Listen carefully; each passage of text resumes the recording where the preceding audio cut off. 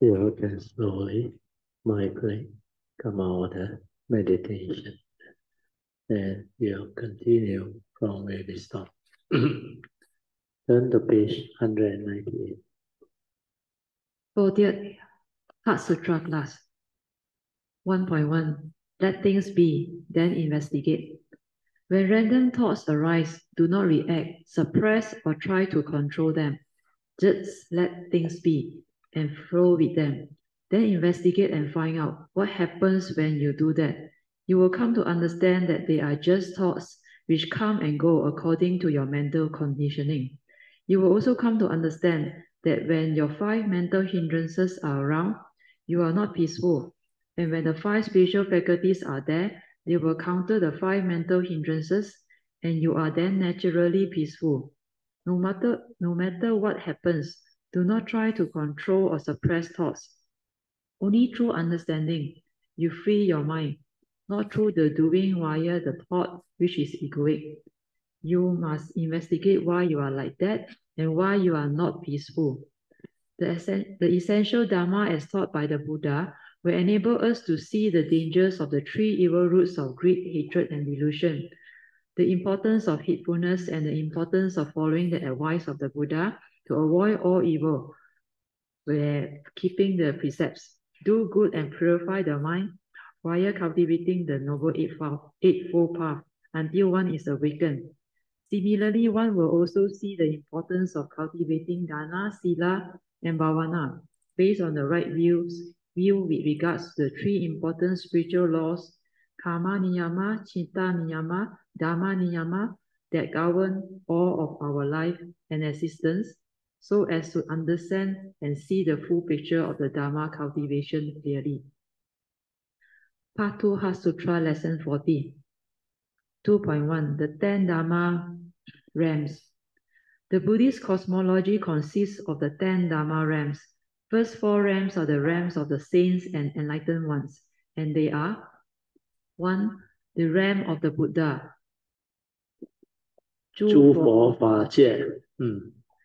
2. The realm of the Bodhisattva. 菩萨法界.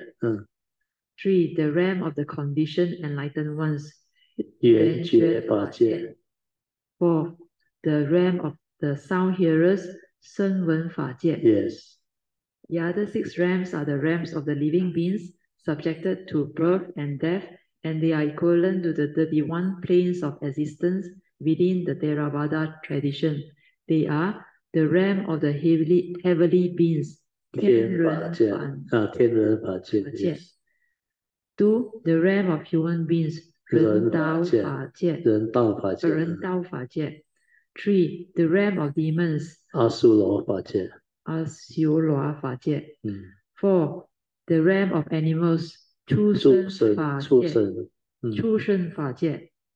5. The realm of the hungry ghosts. 恶鬼法界. 6. The realm of hells. 地狱法界. Some of the great bodhisattvas like Guan Yin Pusa, Wen Su Pusa, Pu Xian Pusa, and Earth Storm Tijang Wang Pusa have already fulfilled their 10 perfections to become Sama Sambuddha, but due to their great compassion and love for the living beings, they have used their great vows to continue to come and save living beings. Just like Earth Storm Bodhisattva, one of his vows is that if hell is not empty of living beings, he will not become a Sama Sambuddha. 2.2 Law of Dependent Origination or Paticca Samuppada. The first link is ignorance. Ignorant of what?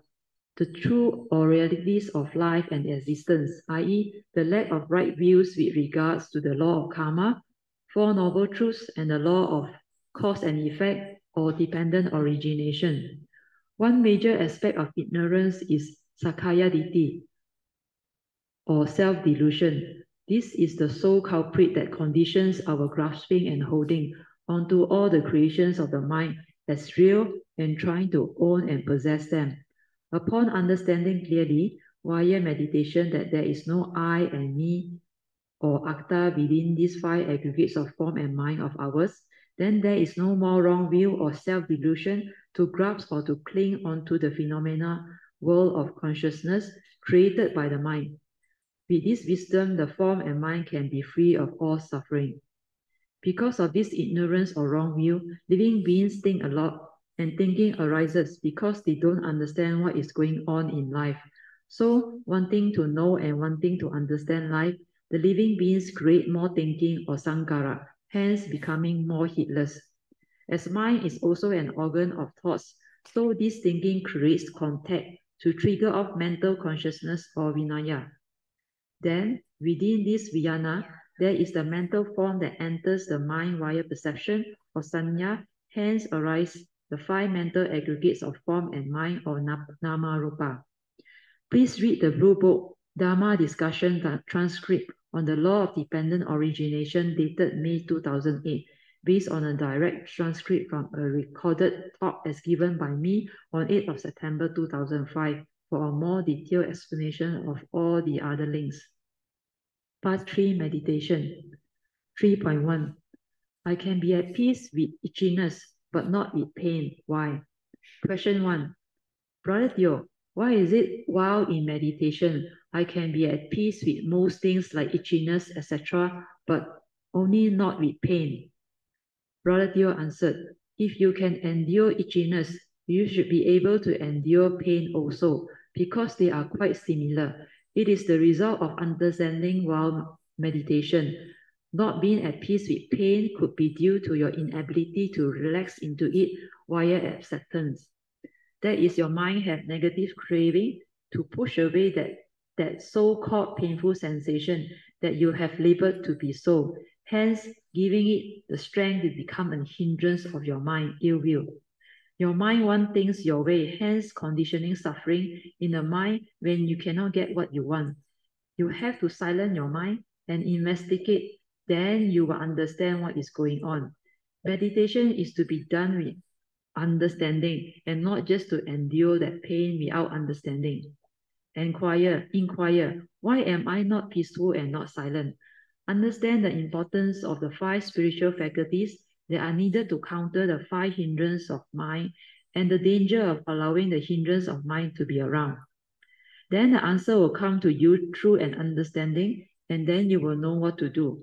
Try to just relax into the sensation and not labeling it as such to see what happens. Develop wisdom to free. Always remember, only wisdom frees. For the first Heart Sutra class, Part 2, Heart Sutra Lesson 43, Emptying the Four Truths, page 91 to 98, 2.1, definition. Way is path. Extinction is cessation.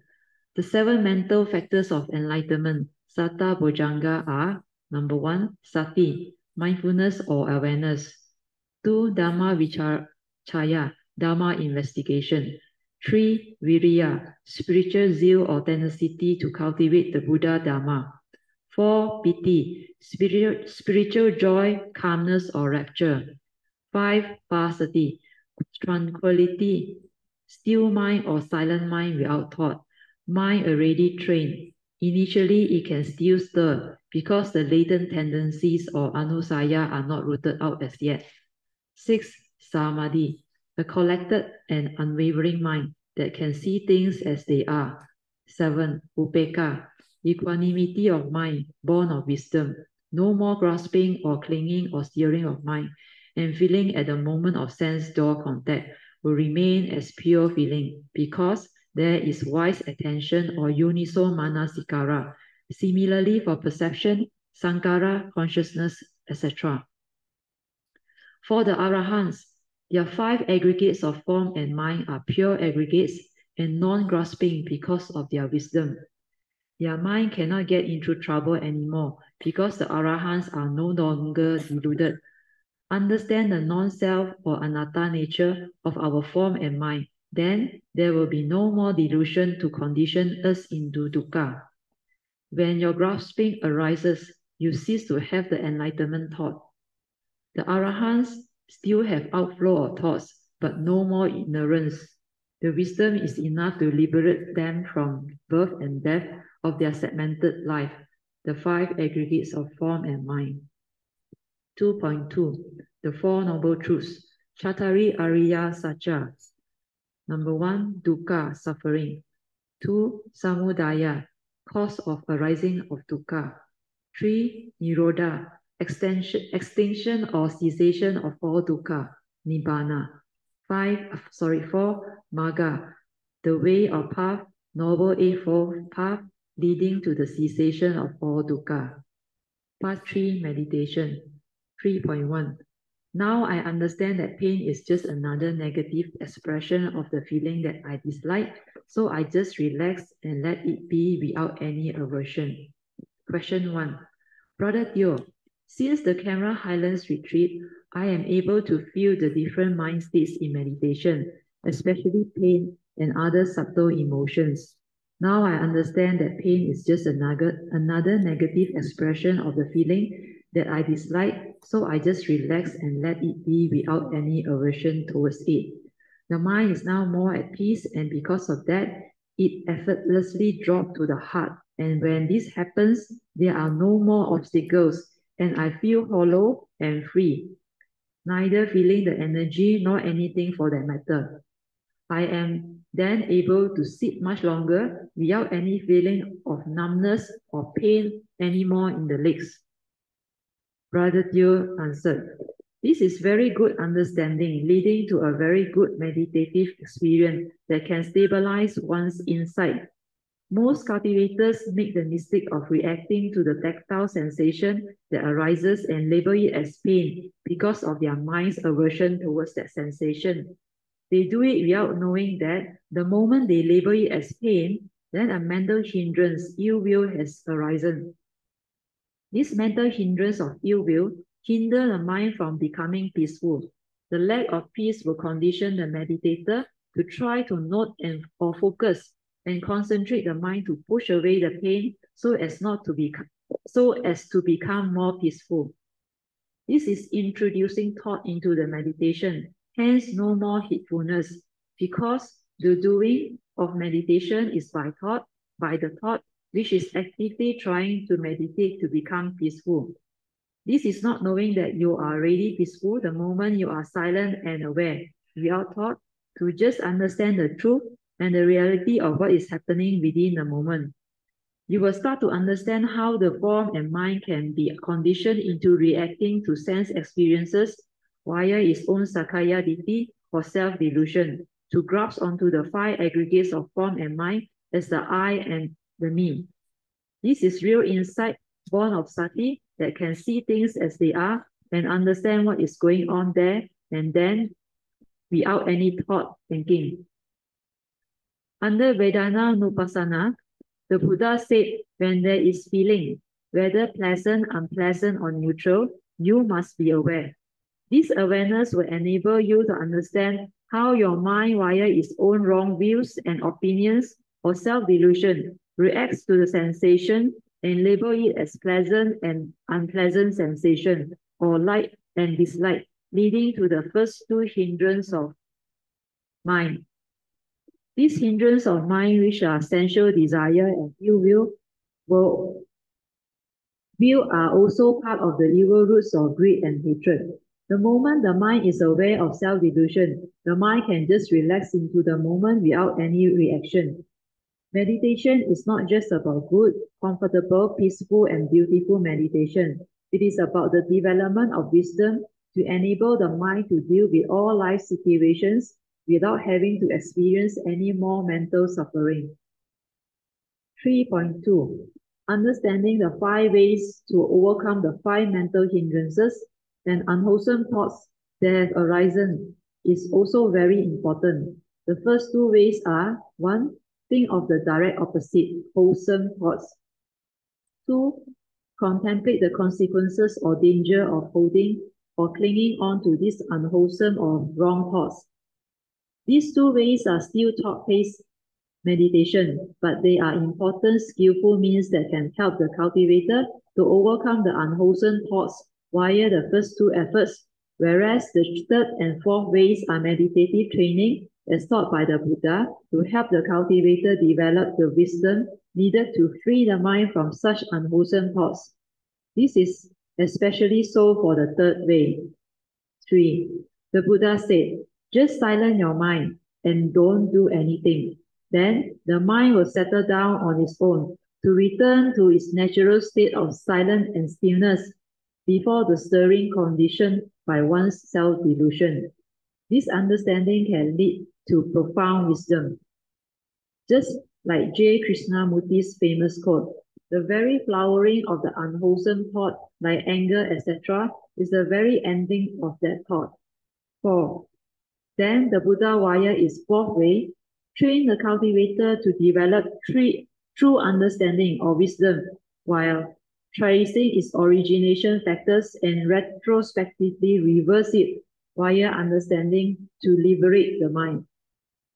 The origination of these unwholesome thoughts is always via one of the sense doors consciousness, especially the seeing, hearing, and thought consciousness sense doors. When we understand the cause behind the steering of the mind, then we should contemplate the three turnings of the Four Noble Truths, especially the second turning, until the wisdom is very stable and clear, so that the next time when we confront similar seeing or hearing or thought consciousness situations, we will not be deluded by them anymore and can have wisdom to deal with the situation. The ability to silence the mind and to accept the reality of the moment without any reaction or judgment is wisdom. Then to be able to use this clarity of awareness or heedfulness to investigate the truth and characteristics of all phenomena in our daily life is true meditation. The ability to accept the reality of all sensations, feelings is also wisdom. The mind can only understand what is going on via just a silent inner awareness to observe the truth and the reality of the moment without any suppression or control of any emotion, i.e., just allowing it to flower, to develop the wisdom that comes with it. Use the mind-sweeping method combined with metta to decondition your heedless thinking so that your mind can be trained to be in a state of relaxed, silent inner awareness, to be heedful to meditate. This heedfulness will be able to investigate clearly how the tactile consciousness really comes to be. You just silence your mind to be aware to investigate the truth and the reality of the moment, and you will understand how they arise and pass away with every moment of arising of the tactile consciousness. You can then be aware of the pulling sensation to understand clearly how the form and mind function. There is always a knowing element that can be aware of the pulling sensation phenomena that has arisen. The awareness or mind moment is always moment to moment, hence no reality at all, because they are all conditioned arising mental phenomena, consciousness only, but due to your self-delusion, you will grasp and cling onto them, hence conditioning your suffering via your wrong view. This understanding is very important to enable one to break free from the concept of self or self-delusion. 3.3. Meditation is not about right and wrong. Question 2. Brother dear, when I meditate, I don't feel any pain, but I am aware of thoughts. When aware, I tell myself to be silent and go back to anapanasati. Is that correct? Brother dear answered, meditation is not about right and wrong, but it is more towards realizing wisdom that can free our mind from all suffering. When you are just silent and aware, you are heedful, and in that heedful state, you can develop a lot of understanding while observing your own form and mind without any judgment or comment. You only need to continue doing anapanasati when you need to train your mind to be aware so that it is not heedless. Once your heedfulness has already stabilized, technically you don't need to hold on to the anapanasati training anymore. Similarly for the mind sweeping and metta exercises too, for they are just skillful means to train the mind. The key is relaxation of both the body and mind, followed by the silent mind, leading to a tranquil state of mind that has clarity and awareness within to see things as they are thereby realizing the wisdom. So meditation has 4 important supports, and they are relax, aware, 24 hours continuity, and trust. The key to meditation is awareness of sati, which is also the first factor of enlightenment. With awareness, you can develop the understanding of why your mind is like that, how it is conditioned to react to sense experiences via your wrong and deluded views and opinions of things. That is Dharma investigation. Inquire deep into who is doing the meditation. What is the I and the me all about? Why did the Buddha say it is Sakaya Ditti or self-delusion? Why are the thoughts so active, judgmental, and intrusive? And why can't they just let things be? The moment you are aware, the Dharma will come to you. Understand it and awaken to it. Relax and be with the moment in silent awareness to experience all the beauty of life and existence. Once you realize, you will know how to accord and flow. Then you will not be afflicted anymore. Hence, life becomes very meaningful and very beautiful. All this can be understood if you are not deluded. See how your attachment and craving arise during your meditation when you lack wisdom. Most cultivators attach to the good and calm meditation. They hold on to all the things that their mind has created via their consciousness and is content, not knowing these things are all impermanent and empty, thus causing suffering the moment they grasp onto them. Through this Dharma sharing, you can develop wisdom much faster. Otherwise, it will take you a long time to understand the full picture of the cultivation yourself. These short notes are very useful, and all of you must read them again and again to stabilize your understanding. Similarly, for the recorded talks, you must listen to them again and again to develop the clear understanding of the Dharma shared.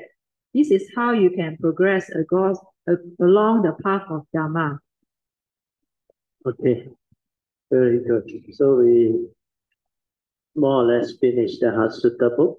Now it's only the appendix. So the appendix, I think, is useful.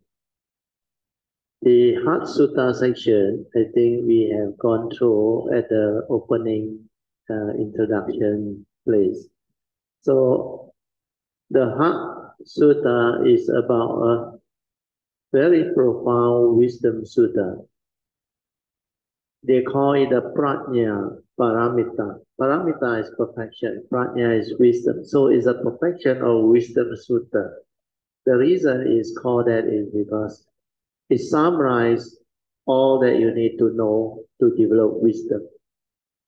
So how he summarized is, he let you understand that this 5 aggregate of form and mind, when Guan Yin Bodhisattva was developing the meditative training, the awareness nature illuminate the 5 aggregate, then saw that they were all empty, means completely no meaning. Like we used to share, not only the universal characteristics of anicca, dukkha, and anatta, the empty nature of existence, no reality. So the conditioned Dhamma and the unconditioned Dhamma, Kuan Yin realized. So when he realized, he told Sariputta, the unconditioned Dhamma. That's why when the description came, a lot of Theravada tradition cannot understand. Because what the Heart Suttas mention is, in true emptiness, all this doesn't exist. This is the unconditioned Dhamma.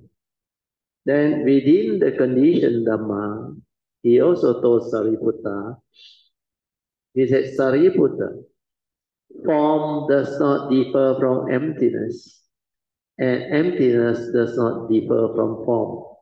For form itself is emptiness, and emptiness itself is form. So too are the other aggregates of feeling, perception, sankhara, and consciousness. Why did Kuan Yin mention that? Well, when he illuminated the 5 khandha, he realized, like what I explained to you. Yeah? He saw the form, the unreality of form. Then he see beyond form. Then he see the other aggregate of mind. Again, the unreality of mind. The unreality means it come and it go, dependent, originating, impermanent. And because of that, he saw that all these entities are conditioned arising entity. That's why he see mind, the unreality of mind. Your mind make are they, then they are all dependent, originating, not a permanent, unchanging entity. That's why with that, she see beyond mind. Then she realized the enlightenment, the cessation of form and mind.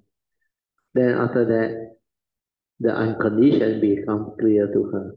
Then she told the reporter, he said, therefore, in true emptiness, when you realize that all of the conditioned Dhamma that you have studied, they don't exist. That's why there is no form, no feeling, cognition, formation, or consciousness. No eye, no ear, no nose, no tongue, body and mind. No sight, sound means the 18 sense line, they don't exist. Or ignorant and the ending of ignorant, up to including old age, and no old age and death, or the ending of old age and death. So that one is unconditioned Dhamma. You cannot find in the unconditioned. But the conditioned world, there is such thing as liberation from birth and death. There is birth, there is death, there is Four Noble Truth, everything. That's why here the perfection of wisdom sutta, the heart sutta, the profound prajna paramita sutta is a very unique sutta. So here the description of the unconditioned is very good. Then he said there is no Four Noble Truth, no suffering, no accumulation of suffering, no cessation, and no path leading to the cessation. Then no understanding, no attaining, where nothing is attained. Then the Bodhisattva, through reliance on prajna paramita, is unimpeded in his mind because there is no impediment. He is not afraid. That's why that nature understand. He can live in the conditioned world, no more problem. And with the unconditioned understanding, he can actually live life, fully understand life. So that's the reason why this sutta is very special. So if you want to have affinity with Kuan Yin, you must recite the what they call the mantra of this prajna paramita. So the mantra of this prajna paramita is, we haven't chant this. Yeah? Who know how to chant this? The standard one. Is there any in the internet? Gate, gate, paragate, parasam gate, bohi swaha. So if you chant this, you can create affinity Kuan Yin too. Okay, then the Tapecho, all those things we have recited, so we can skip. Okay, Appendix 3, Lesson 5 of the Satipatthana Sutta and Meditation class. Now this one is very important. Actually, this Lesson 5, we only spend about 1 hour plus, but so much teaching came out. You know how many pages? 210 to 237 means 27 pages. And this is the note that Brother Song brought to Wat Ma Cham, Ajahn Hande. And when he has a condition to connect when the mantra of was it 普贤 or 观世音？So 以前你在Wat Ma Cham听到的那个 mantra 是什么？心经yeah, the Heart Sutta means 观音 Bodhisattva. Then he suddenly transformed, correct?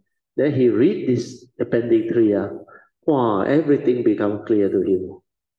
That's why after that he got so much joy. And he has read this so many times. That's why when you have affinity, no need to bring the whole book. He only bring appendix 3. Yeah. So this one, Manyan, you continue. Okay. Once we finish this one, I think we are almost done. Yeah? So maybe tonight we will go to appendix 5 and 6. Then after that, hopefully I can finish by today. I want to teach you appendix 6, which is most important, training the mind, the Trinity triangle and all those things. Yeah. Okay, then hopefully if we finish today, tomorrow we got more time.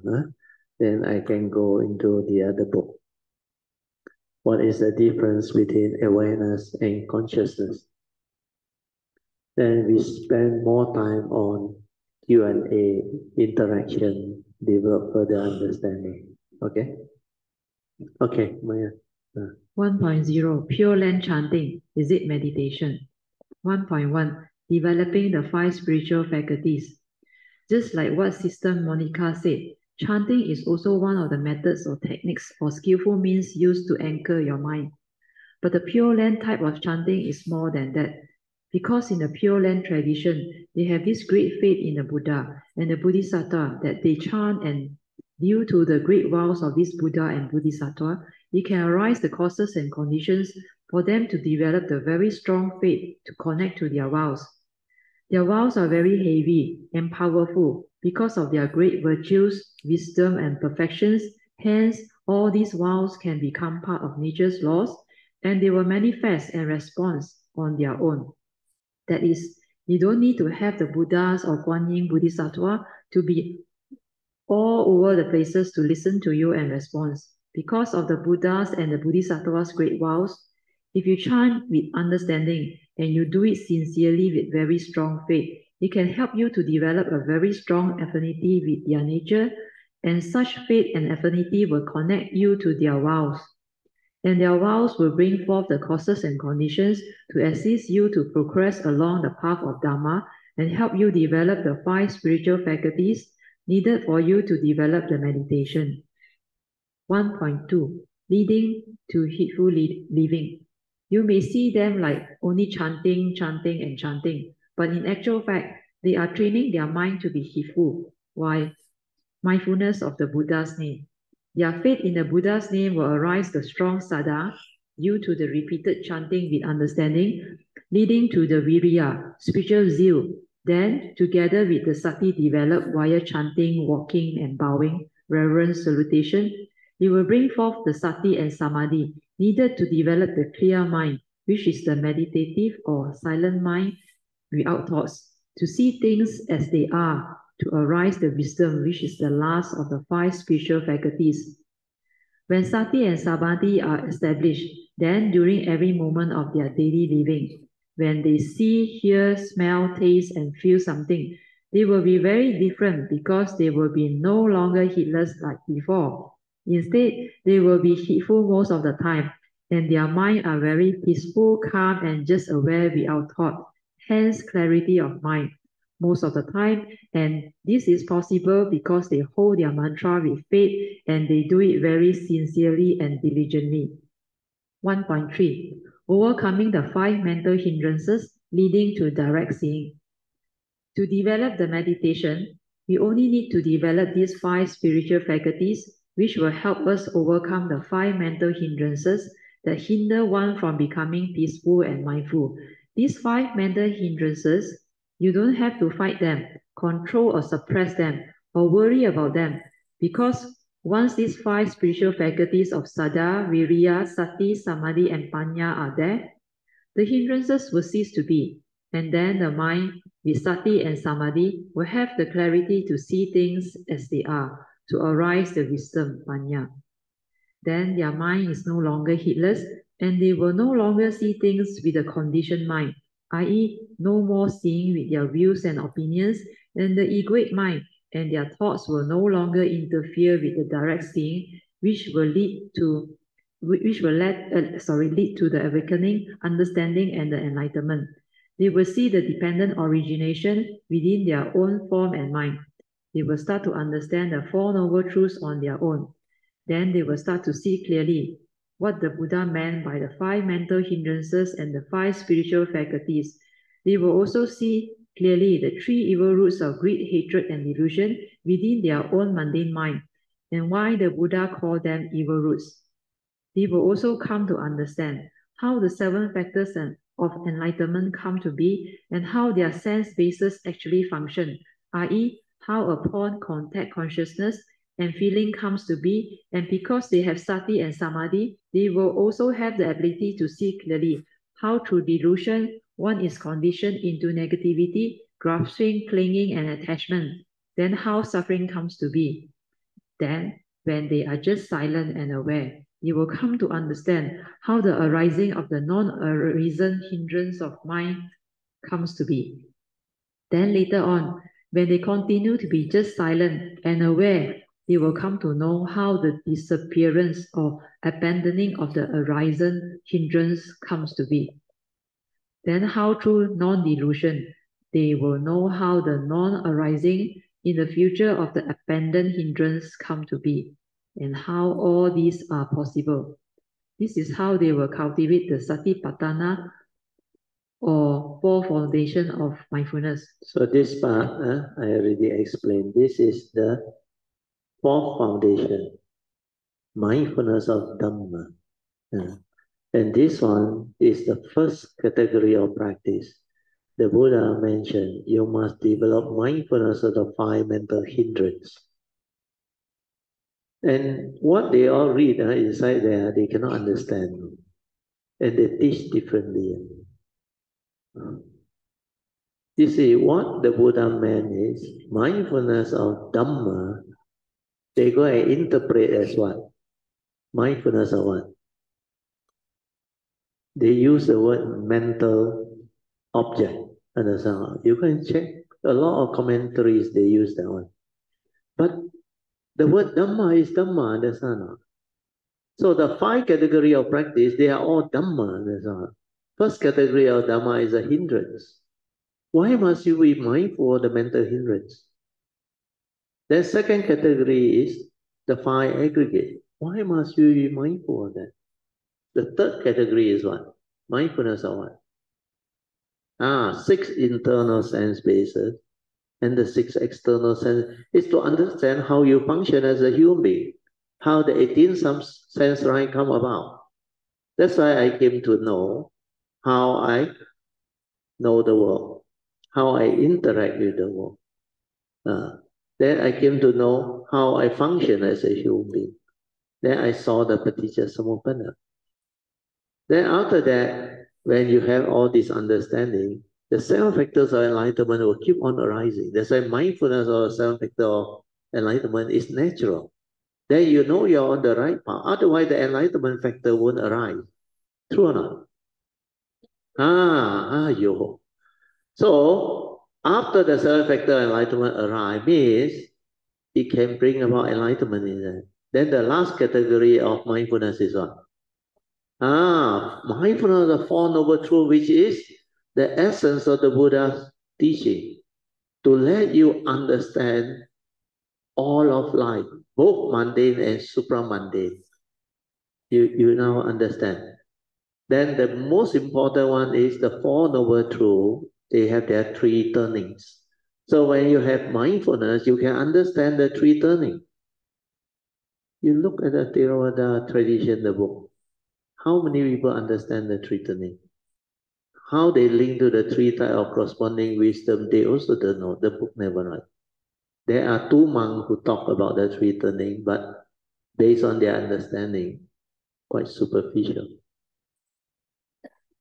Because the real contemplation, they also cannot explain.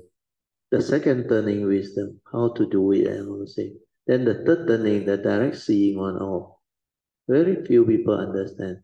Then this teaching is in the first sermon now, Dhammacakkappavattana Sutta now, when the Buddha met the 5 ascetics now. But hardly any Theravada teacher or monk or master teach about it. So what I have described here is the first category of the Dhammanupassana fourth foundation, mindfulness of Dhamma. So the first category of Dhamma is the five mental hindrance. Why must you be aware of the five mental hindrance? Exactly as stated in the Sutta. So what I have written here is to guide you along how to overcome the five mental hindrance leading to direct seeing. So I started with the essential Dhamma. Means you only need to develop the five spiritual faculty to counter the mental hindrance. You don't have to fight them. You don't have to suppress them. You don't have to control them. So this one is something you must understand. Then how do you do it? With the spiritual faculty, the mind with sati and samadhi will have the clarity to see things as they are, to arise the wisdom. This is how you become mindful. How you go into it. Then in between that one, Manyuan already explained. Then their mind is no longer heedless, which when they can have the direct seeing, they understand. And they will no longer see things with the conditioned mind, means your brain, understand or your memory, your conditioning. That is no more seeing with the views and opinion and the egoic mind, and their thought will no longer interfere with the direct seeing. You understand or not? It don't keep and come and tell you, hey, this one not like that. No? Why you think like that? So a lot of this chattering in the brain, the mundane mind, no more, which will lead to the awakening, the understanding, and the enlightenment. They will see the dependent origination, the dwelling within their own form and mind. They will start to understand the Four Noble Truths on their own. No need teacher. No. Because when they see Paticca Samuppada, they understand Four Noble Truths. Then they will start to see clearly what the Buddha meant by the five mental hindrance and the five spiritual faculty. They will also understand the three evil roots. They will also come to understand the seven factor enlightenment. They will arise, come to be, and how their sense bases actually function. Means you come to understand how you function as a human being. That is how upon contact, feeling and consciousness come to be, then the content went in. All this is possible where they have sati and samadhi. They will also have the ability to see things clearly. Means to see clearly how delusion is the one that conditioned them into negativity, grasping, clinging, attachment, fear, worry, anxiety, sorrow, lamentation. So all this, how they come about the suffering, they will know. Then when they just silence their mind and aware, what they do? Silent, aware. This is awareness-based training. That's why you must have the ability to be silent and aware. Then they will come to understand what? How the arising of the non-arisen hindrance come to be. You understand or not? The first mental hindrance is what? Sensual desire, then ill will, sloth and torpor, restlessness of mind and doubt. How each and every of these that has not arisen, how they come to be. They will come to know. Because before you have the hindrance, there are none. Then when the spiritual faculty is there, they don't have the hindrance. But when the spiritual faculty is not there, then they arise. So how they arise? Because they are mindful, they know it's from the senses where they have done the mindfulness. So from the senses, upon contact, the paticca samuppada, they input the content, they stir with wrong view, then it triggers off the evil roots that condition the mental hindrance. Then you cannot be in the state of meditative peace and inner calmness and inner awareness. So when you are aware, then you come to know how it arises. So what must you do? You must retrospectively reverse it through wisdom, understand not? So the third way and the fourth way is what you need to do. When the mental hindrance arise, just like Chi Wei, slump and torpor, sleepy mind or lethargic mind or whatever. Even sensual desire is the same. You just silence your mind, develop awareness, be with it, stay with it. Then it ceases. After it ceases, what happened? Then later on, when they continue to just silent and aware, they will come to know how the disappearance or abandoning of the arisen hindrance come to be. This is the cultivation. If you don't know how to cultivate like that, it will not cease. Then when it sees, there is an understanding inside, that these mental hindrances that arise, they are dependent originating, conditioned through your senses, and input the content through your views, opinion, which are wrong view, due to Sakaya Ditti. So you understand. Then how they cease to be? By being aware and don't do anything. Because when you are aware, you don't feed it with any more wrong view, understand or? You don't feed it with any more delusion. That's why the mind, paticca samuppada, cannot move. Avijja paja sankara, sankara paja vijnana, vijnana paja namaru. Namaru is where you input the content, understand? So if you got wisdom, you can see how this content trigger out the sense bases to have contact, then contact condition feeling, feeling condition craving. So it's due to your wrong view. So when your wrong view is still there, you still got aversion, you still got unhappiness, you still stir your mind, then how can it be peaceful? That's why develop mindfulness, awareness, silence your mind. Then because it is dependent originating, all the five hindrance, any of them, they will cease to be. Like the Krishnamurti said, the very flowering of that emotion or thought is the very ending of that emotion or thought. Then you suddenly realize tranquility, stillness inside your heart there. Then what happened? That wisdom is very powerful, Means that emotion that arise through the hindrance is not you, understand? They are dependent originating. When condition is there for it to arise, it arises. Then when you continue to deludedly sustain the condition, then it becomes intensified, understand? Like you want to fight it. Fighting it is what? Resisting it, understand? Not accepting it. So you create more aversion, more hindrance. Then you try to suppress. The thought is actively do all these things. How can you be mindful? It will not cease. So you cannot develop the understanding. But with mindfulness, the understanding is there. Then after that, what happened? You will know how the disappearance or abandoning of the arisen hindrance come to be. Then how through non-delusion, because you develop the understanding, right? You know that it's not a permanent unchanging, it's dependent origin, it's not you. So you do not fear the mental hindrance or any of the sankhara mind state, can be fear or anger or whatever.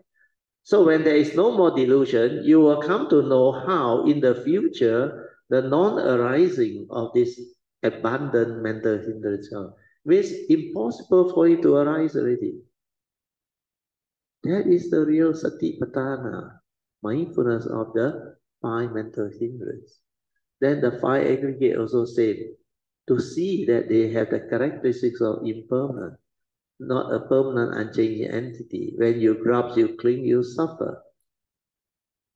And to really develop the clear movement and see it in your silent mind, you must do mindfulness of the 6 internal sense bases and 6 external sense bases to actually see.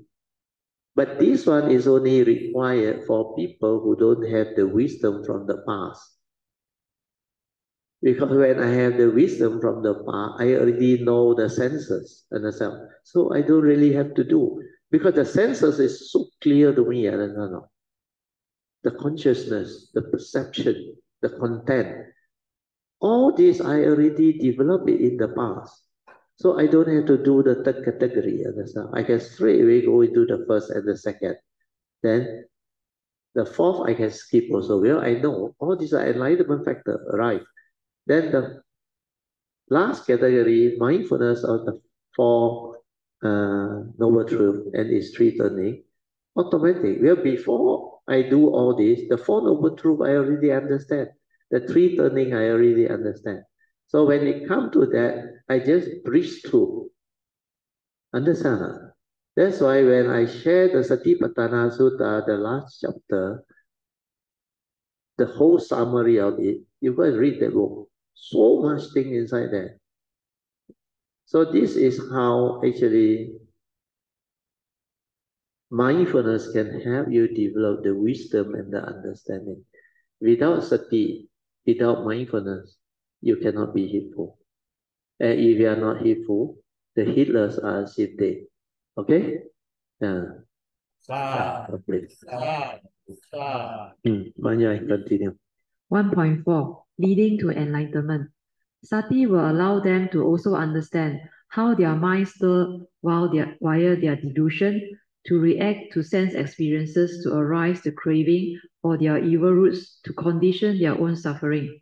This is how pure land chanting can also lead to the enlightenment in the here and the now. Note, Sati is awareness or mindfulness before the knowing, and Samadhi is the collected and unwavering silent mind. 1.5 Cultivation of the five spiritual faculties facilitates meditation. Sada or faith will make your mind confident, composed, and very calm, hence no more restlessness and doubt. And when there is viriya, you will not be sleepy anymore, because this viriya or spiritual zeal will drive you to diligently cultivate. Then, when you have sati, you are not heedless anymore. You are mindful and always aware, and your mind is always with the moment in sati, and when you stabilize it, samadhi will arise. With samadhi established, the mind will be collected and unwavering. Hence, it can see things as they are to understand the truth and the reality, leading to wisdom.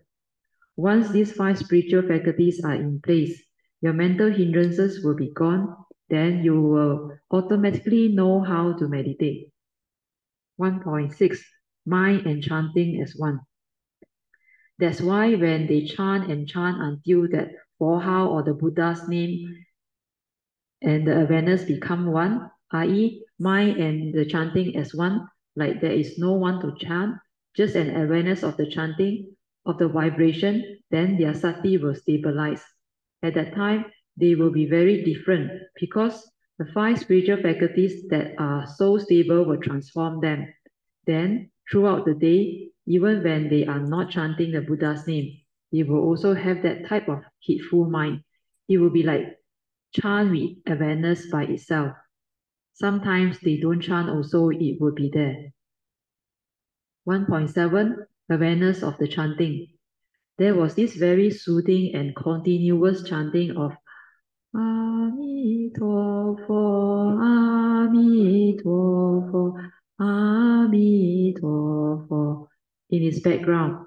So as I listened to that chanting, which was repeated many times on the background, I was also able to follow and chant it so naturally and so mindfully. I can chant it until it becomes very clear to me. Then one day, while I was driving, all of a sudden, this chanting just arose from inside my brain. Then there was such clarity that I stopped my car somewhere and silenced my mind to listen to it. It was like the mind and the chanting was in complete harmony and synchrony as one. I remember initially I was chanting, then all of a sudden, it was like no one is chanting. Then everything stopped. Then somewhere underneath my brain, from behind the chanting, automatically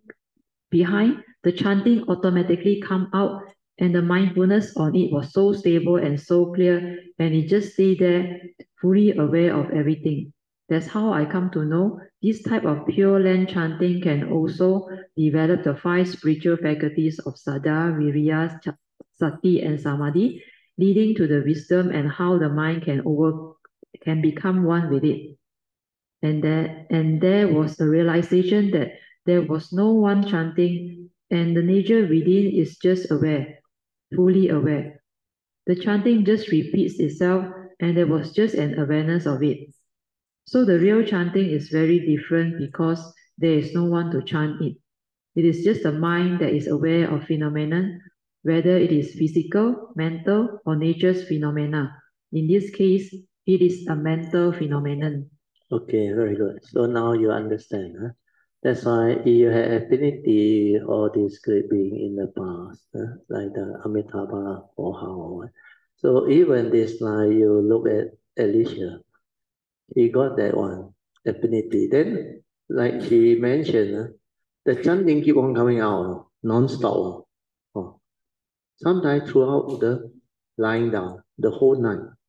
And song also went to this Ajahn Anand there, Wat Macha. The sing, it just come out. Then that thing activate the whole thing. Then it started to let him develop the ability to connect at the heart area. Then after that, he become different.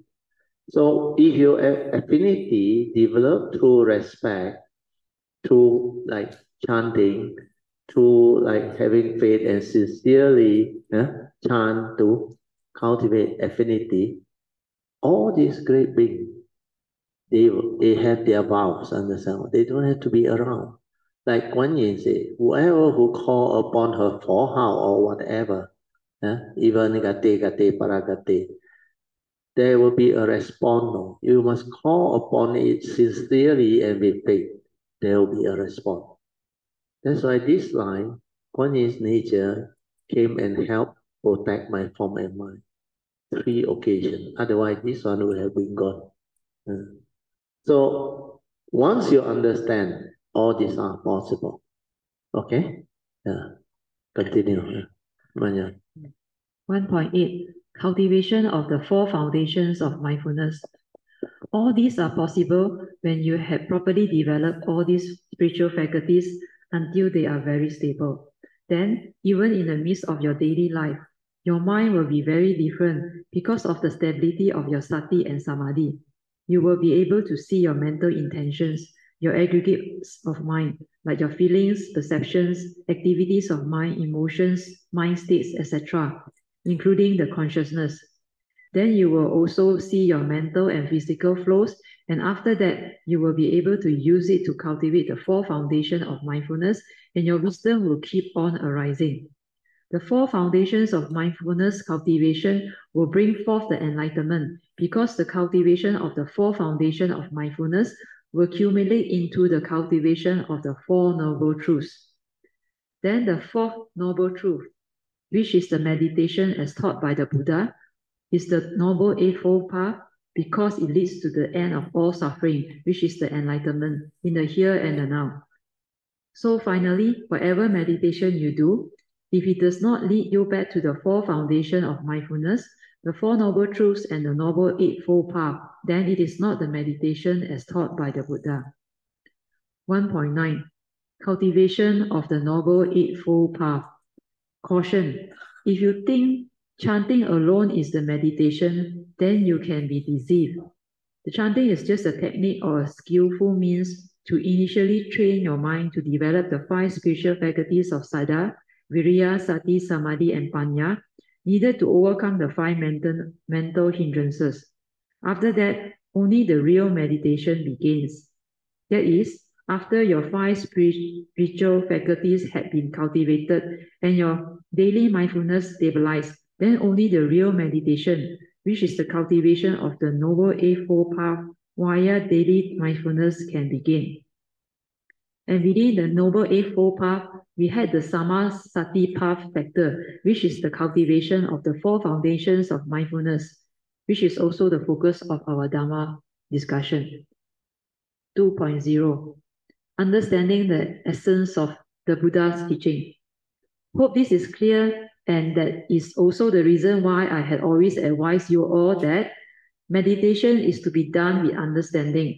Otherwise, you are wasting your time and you cannot progress because you are not focused and you are actually doing it without the proper understanding. So be very clear about the whole teaching. Pariyati, or the learning of the doctrine or teaching, is the first phase of the Dharma cultivation. Only after having a very clear understanding of the Dharma, then only can one put the Dharma into practice in daily life effectively, leading to the second phase of the Dharma cultivation, which is Patipati. Be patient with Pariyati, otherwise one becomes gullible when cultivating Patipati. 2.1 Heedfulness is equal to Sati plus Noble Eightfold Path cultivation. One must understand that the essence of Buddha teaching is the Four Noble Truths, and how from there all the other teachings come to be. How and why the Buddha highlighted the importance of heedfulness via Dhammapada verses 21, 22, and 23. And why one must understand what heedfulness is.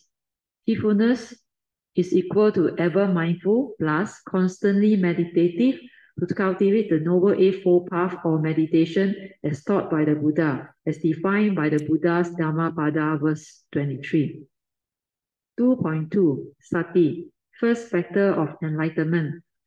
That's the reason why the first factor of enlightenment is Sati, because without Sati, there is no meditation, and without Sati, there is no heedfulness. And according to Dhammapada, verse 21, without heedfulness, you are heedless, and the heedless are as if dead spiritually. All these are very clear. So to develop the meditation, one must initially train one's mind to be heedful. 2.3. Stabilize the mind sati to cultivate the four foundations of mindfulness. This is also the reason why the first category of training of the first foundation of mindfulness, kaya nupassana, is anapanasati, which is just to train the mind to be mindful or aware of the in and out breath, to do just that. Then stabilize it and use it to cultivate mindfulness of the four postures, leading to the daily mindfulness to develop all the other subsequent four foundations of mindfulness training and cultivation. 3.0 Pitfalls of thought-based meditation. When you understand all this, you will know how to proceed. Otherwise, you will deviate because most living beings are gullible. They thought meditation is some form of fantasy or light, something very mystical. Then, when they meditate and develop some form of special experience that other people don't experience, then they think this is very special. Then they will attach and cling, and they want to know, is it a sign that I have achieved or realized? That's how one deviates because they don't understand what their focus is. They don't inquire to find out what is meditation. When you don't have a clear understanding of what you do, you will end up keep deviating. Then you may also end up having fantasy about meditation. That's how many cultivators or meditators got trapped. And the other danger is they cannot see thought. They cannot see the danger of thought. They cannot understand what sati is. And because sati is beyond thought, and if you continue to allow thought to come in and distract you, then it will become thought-based meditation instead of mindfulness-based meditation. All of thought meditation will not bring you the meditation results that you are looking for because what you want to realize is Dharma, which is akaliko. Akaliko means timeless. This Dharma is beyond thought, beyond time. So if the instrument you use to meditate is thought, you cannot reach it because you are limited by the instrument you use to develop the meditation. So with this, I think it should be very clear by now, and you shouldn't make the same mistake again. By now, you all should start to understand why I keep on emphasizing in the past that meditation had to be done with understanding. You don't just blindly follow instructions, just like what the Buddhas told the Kalama. You should not believe what the spiritual teacher tells you, not even the Buddha himself. You have to investigate and find out. Then, when you understand, you will be very clear. Your mind will be very different, and you will know how to proceed with the cultivation. Otherwise, you become gullible. Okay, thank you. The alarm went off already just now. I think it's time for lunch. So we all rejoin. Sadhu, sadhu, sadhu. So we pay respect mindfully. Yeah. Then after that, you can go for your lunch. Yeah.